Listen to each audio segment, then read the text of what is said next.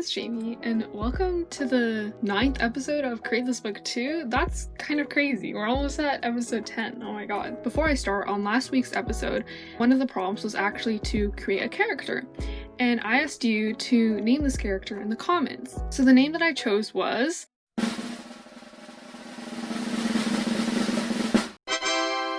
this comment by Julia, and the name is Earl. So thanks, Julia, for the suggestion. So now that that's out of the way, let's get started in episode 9 of Create This Book 2. So the first page says, create a daydream.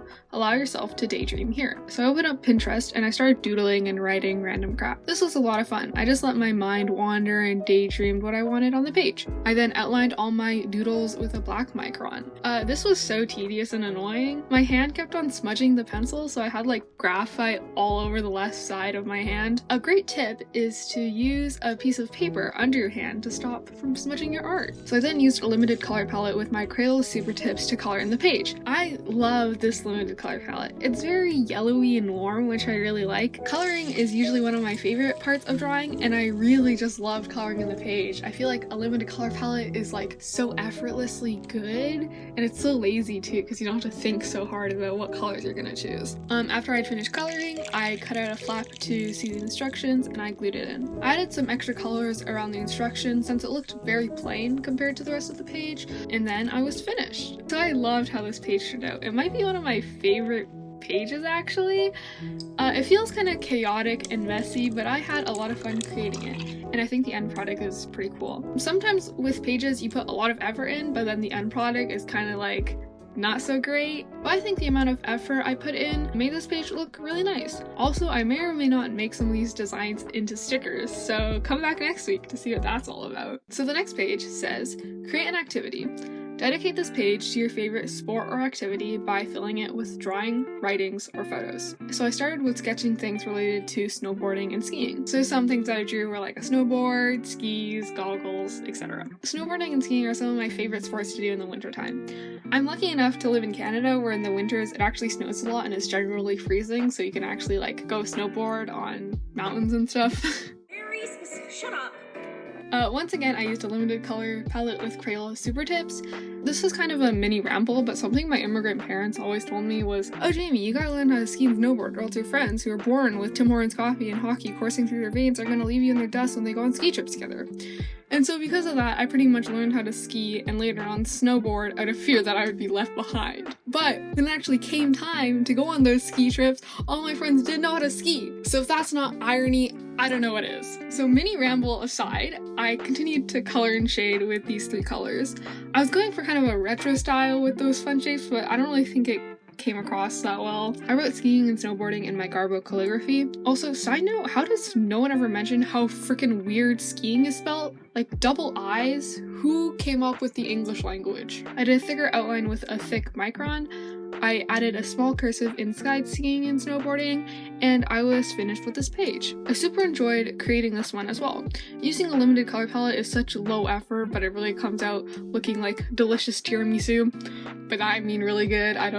What is that analogy? Okay. Even though the retro style didn't really come across, I think this page looks very good overall. If you don't know how to ski and snowboard and you live in some tropical place, I definitely recommend, I don't know, maybe visiting a colder place and trying to learn how to. Both of these sports are pretty scary when you first start out, even if you're just on those like mini bunny hills, but you should learn it anyways. Like, it's a lot of fun, even though it really hurts when you first start. So this page says, create handprints. Place your handprints here. I first started with getting out my acrylic paint and mixing red and yellow to get, say it with me, blue.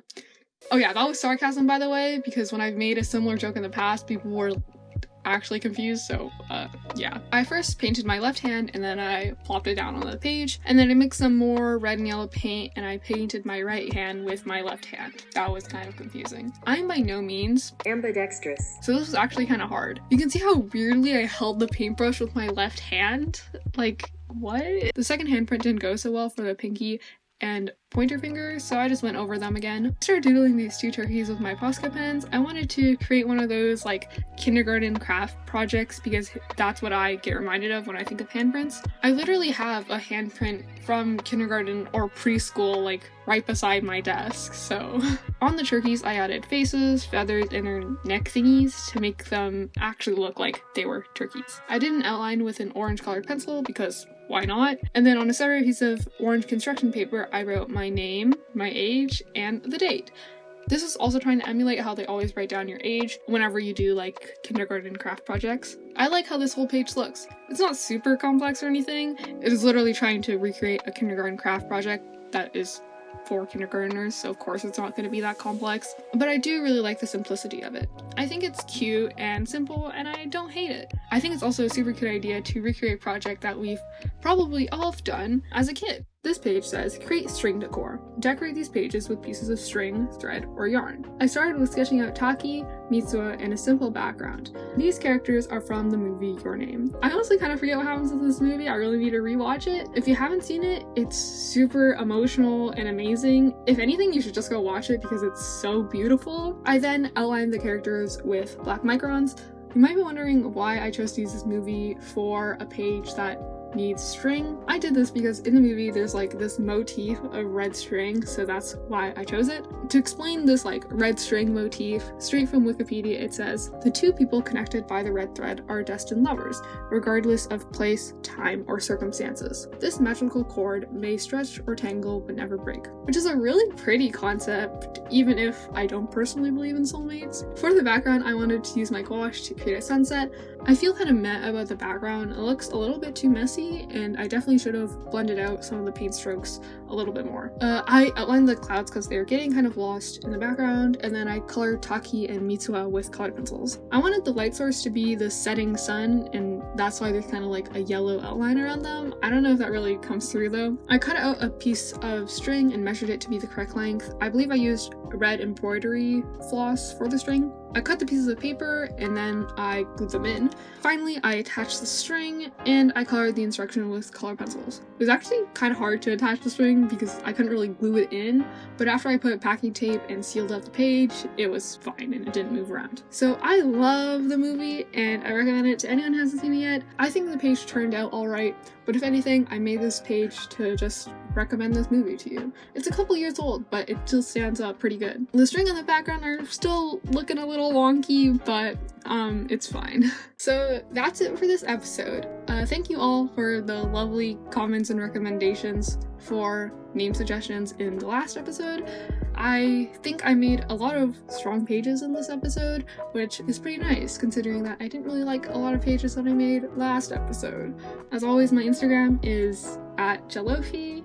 If you want to follow, that would be really nice. I like to create digital art there. Thanks for watching. On screen right now, you can subscribe, or you can click on another video to watch, or click on the playlist to watch all my previous Create This Book 2 episodes. So that's it for me.